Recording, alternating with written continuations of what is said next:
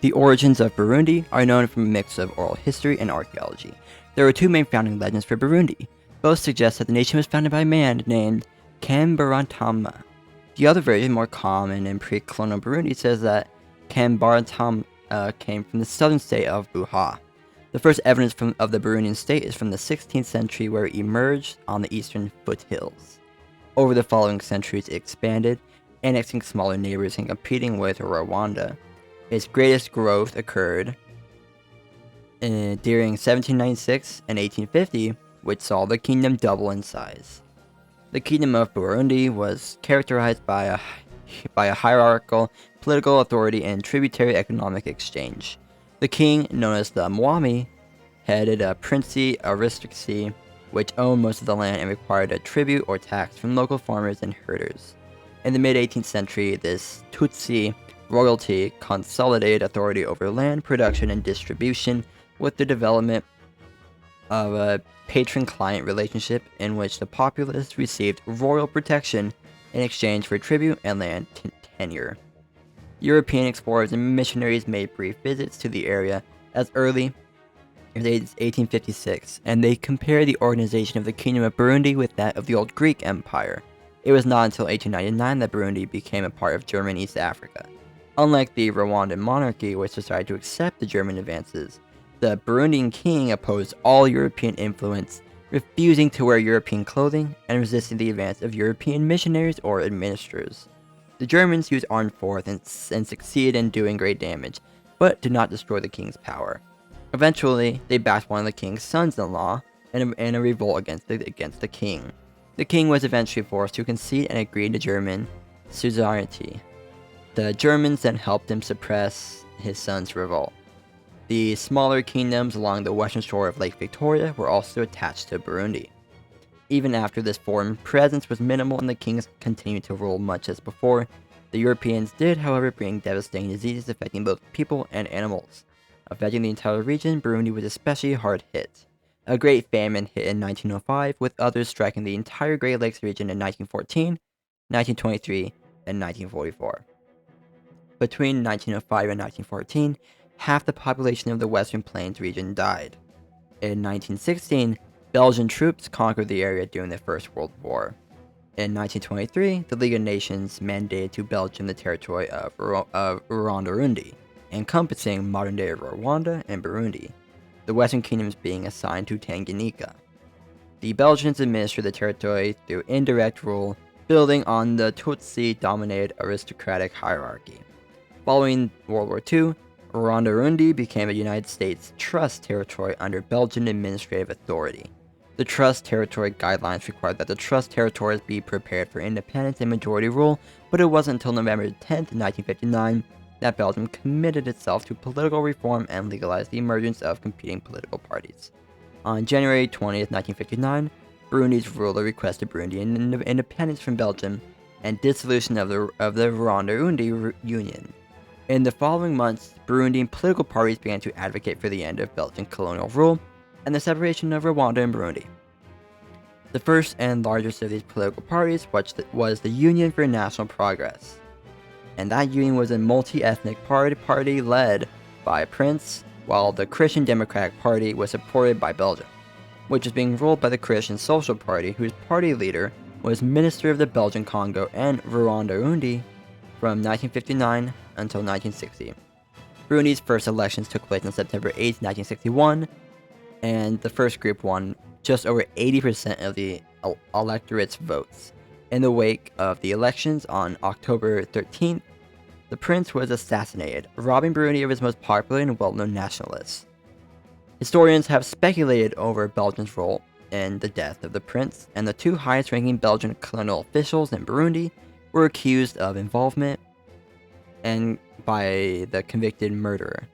The day after the execution, Burundi was granted independence. Full independence was achieved on July 1st, 1962, in the context of weak democratic institutions at independence. The new leader established a constitutional monarchy comprising equal numbers of Hutus and Tutsis.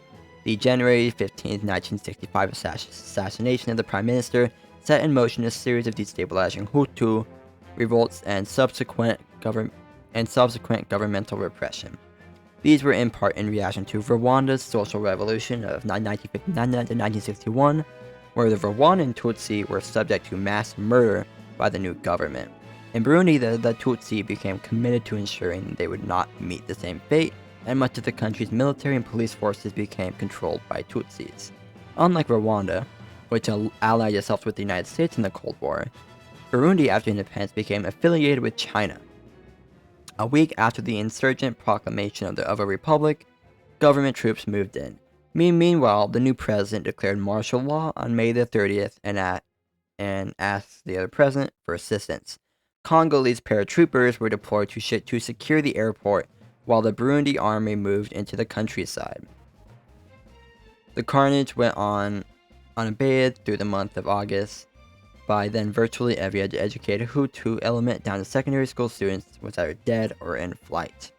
Because the perpetrators composed of governmental troops and the JRR, the youth wing of the Union for National Progress ruling party, targeted primarily civil servants, educated males, and university students, solely because of their Hutu-ness and irrespective of whether they posed a threat.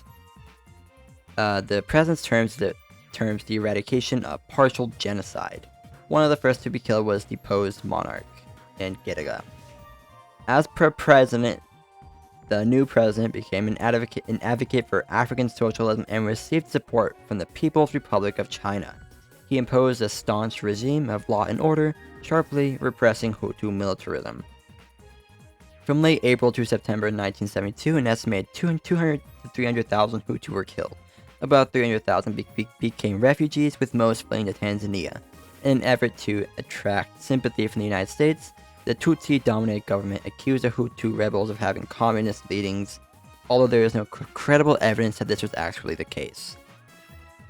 The president notes that while crushing the rebellion was the first priority, the genocide was successful in a number of other objectives, ensuring the long-term stability of the Tutsi state by eliminating Hutu elites and potential elites, turning the army, police, and gendarmerie into a Tutsi monopoly, denying the potential return of monarchy through the murder, and creating a new legitimacy for the Hima-dominated state as protector of the country, especially for the previously fractious Tutsi leaders. The president was assassinated 3 months later, in October 1993, by Tutsi army extremists. The country's situation rapidly declined as Hutu peasants began to rise up and massacre Tutsi. In acts of brutal retribution, the Tutsi army proceeded to round up thousands of Hutu and kill them. The Rwandan genocide in 1994, sparked by the killing, further aggravated the conflict in Burundi by sparking additional massacres of Tutsis.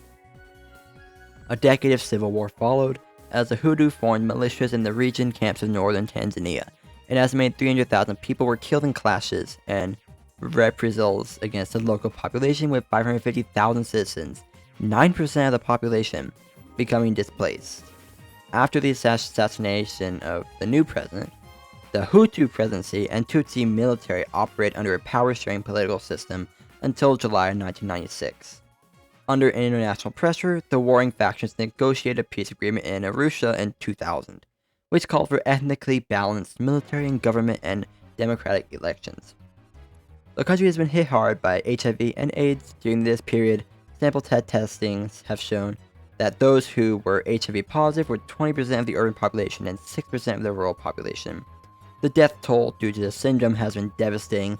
The UN estimated 12,000 deaths in 2001, and Oxfam estimated 40,000 deaths in 2001. Surprisingly, that is pretty much it for the history of Burundi. Since post-2005, it's just elections and some unrest, besides for the fact that the capital, which used to be Bujumbura, was switched to Gitega.